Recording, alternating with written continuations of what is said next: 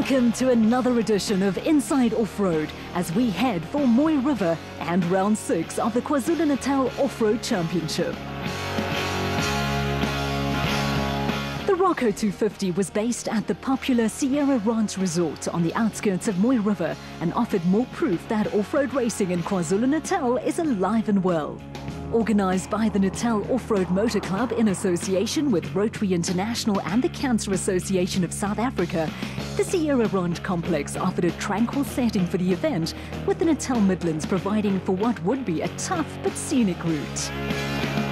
The KwaZulu-Natal Off-Road Championship has over the years served as an important nursery for the ABSA Off-Road Championship. The Roco 250, or Race of Champions event, was run for the first time last year, and there was a festival atmosphere at race headquarters at the Sierra Ranch.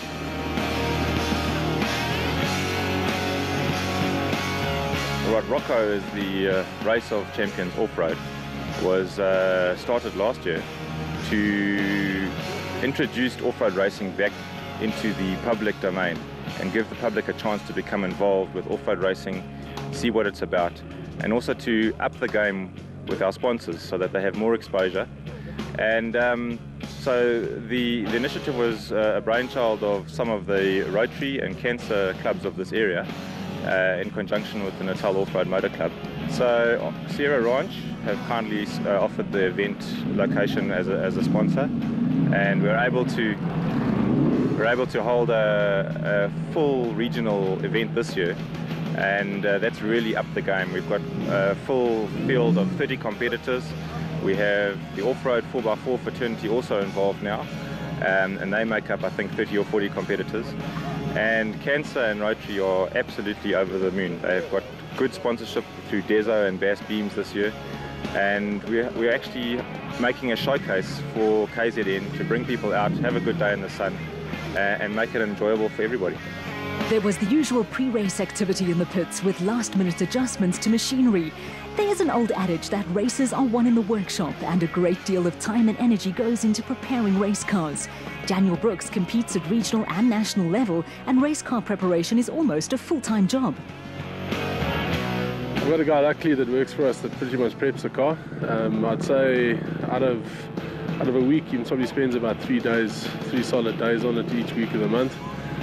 So yeah, it takes a lot of work, it takes a lot of prep work, a lot of it is maintenance, preventative maintenance, because obviously, as you know, the nutrition rates in these races are quite high.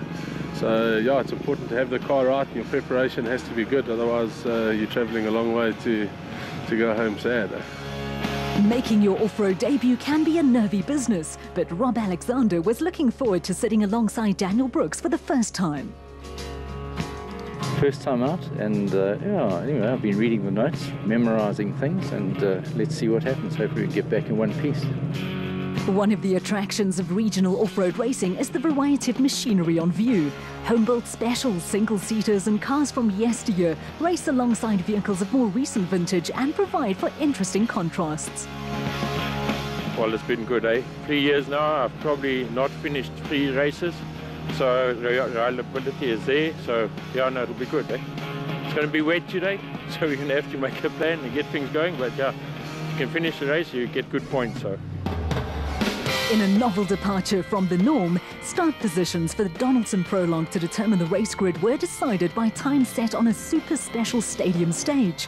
Cars race side by side on a mirror image 4-kilometre circuit, with the start order determined by a seeding list based on previous results during the season.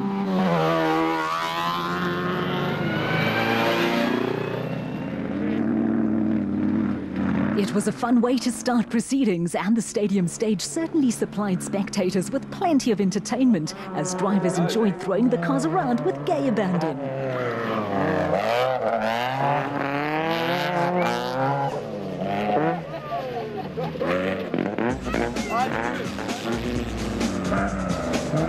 There were also times when competitors spent as much time off the circuit as on the track.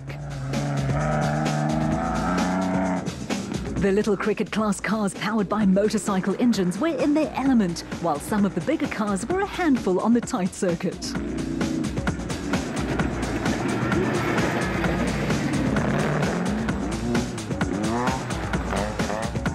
with some who were a little overzealous.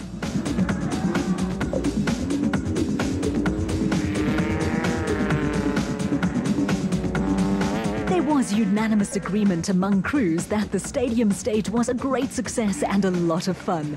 Spectators were enthusiastic, and it was hats off to the organisers for bringing a fresh concept to the KwaZulu-Natal Championship.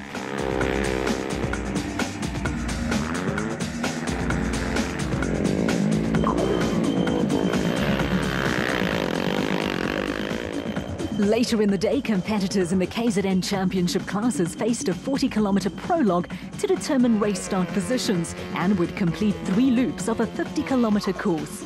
Cricket class and clubmen's competitors would complete 2 circuits of the course, and the stadium time trial was the ideal way to warm up for what lay ahead.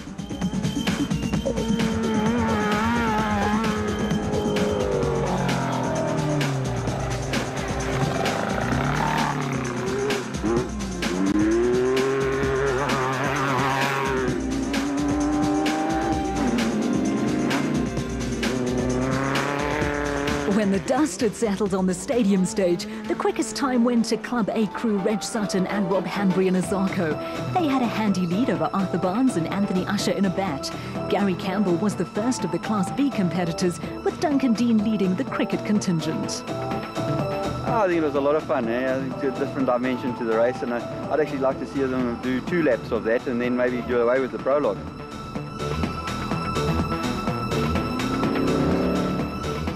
The Donaldson prologue to decide grid positions for the race was to provide for some interesting racing.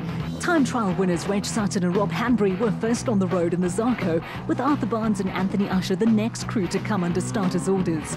Barnes and Usher were quick to build up a head of steam in one of the first bat models built in South Africa, with the car powered by a 3-litre Nissan engine. In a turn-up for the books, the Class A contingent were in for a surprise, with Gary Campbell setting the fastest time and taking the Class B honours in a beautifully turned-out Mighty Mag.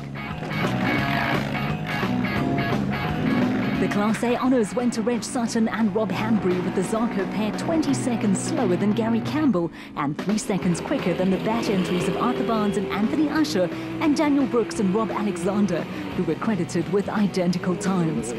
Barnes and Usher spent most of the 40-kilometre prologue fighting a running battle with the versatile Gary Campbell. When he is not driving in the KZN series, Campbell co-drives for Clint Gibson in the ABSA Off-Road Championship, with the pair currently in the top 10 in the overall standings. On occasion, Campbell in the single-seater Mighty Mag and Barnes and Usher were also a little at odds over the route. Behind Barnes and Usher, there was one of those interesting situations that crop up from time to time in off-road racing. The Ducatis bat combination of Daniel Brooks and debutant Rob Alexander were classified 3rd in Class A, although the 2 crews posted identical times. An inferior seeding dropped Brooks and Alexander down a notch, but after a disappointing time trial, the pair started 13th on the road and did well to work their way through slower traffic. Overtaking is not always an easy process in off-road races. The lack of dust on the route was a factor that favoured Daniel Brooks and Rob Alexander, and the pair were given plenty of cooperation by slower crews who politely moved out of the way.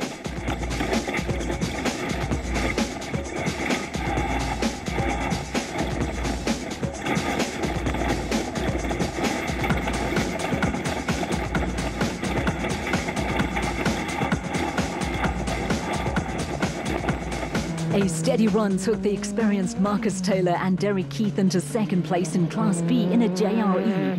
The pair were 47 seconds adrift of prologue and Class B winner Gary Campbell, and like Daniel Brooks and Rob Alexander, ahead of them were another crew who had to work their way through slower traffic after a disappointing time in the Stadium Super Special. Taylor and Keith started 21st on the road, and with the courtesy and cooperation from slower traffic were making up places. The pair appeared to be enjoying themselves.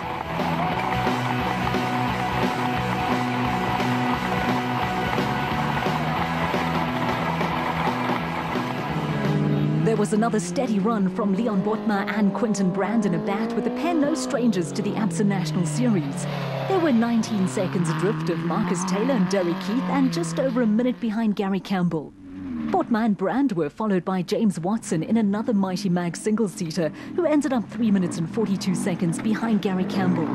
Next up was the Staffix Viper of Underberg crew John Thompson and Ian Crouch, with the pair 4 minutes and 19 seconds behind the Class B leader. The cricket class is an entry-level category in the KZN Championship, with cars powered by motorcycle engines with a capacity of not more than 450cc. Roger Curran has opened up a gap at the front of the crickets and was running ahead of former South African rally champion Tony Ball in the Bulwer Park JRE, with the Durban garage owner running 6th in Class B. A little further back, Mark and Sherry Mumford were leading the clubman class in a Marco, with the pair followed by Ralph Voigt, who was competing in only his second off-road race in a pretty and nicely turned out Mighty Mag, bought from Reg Sutton's co-driver Rob Hanbury. There was a gap of more than 4.5 minutes between Roger Curran and George Diache, who was running second in the cricket class, where the frames are imported from China and modified for South African conditions. Diache was being chased by Bruce Braithwaite and Adam Jewell, who were lying third in the clubman class in a Nissan hardbody, with the pair 2 minutes and 34 seconds behind class leaders Mark and Sherry Mumford. Behind the Nissan time trial winner, Duncan Dean had slipped back to third among the crickets and trailed Roger Curran by 12.5 minutes. There was a boost for the Class B contingent, with Gary Campbell winning the Donaldson Prologue ahead of 3 Class A crews. 5 other Class B cars were in the top 10, along with cricket winner Roger Curran.